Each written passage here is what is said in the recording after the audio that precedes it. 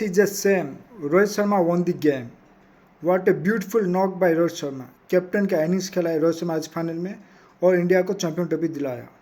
अब कांग्रेस वाले कहाँ मुँह छुपाओगे यार, कहाँ छुपाओगे? कुछ तो शर्म करो.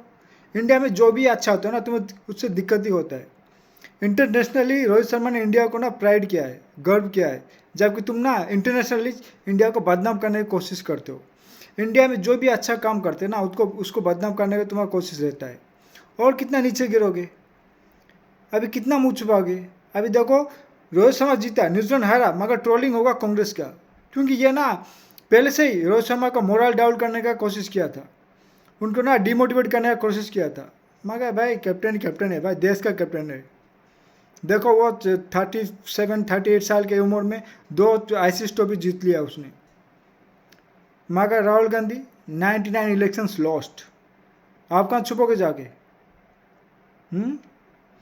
जय श्री राम. को कमेंट है तो शेयर करो.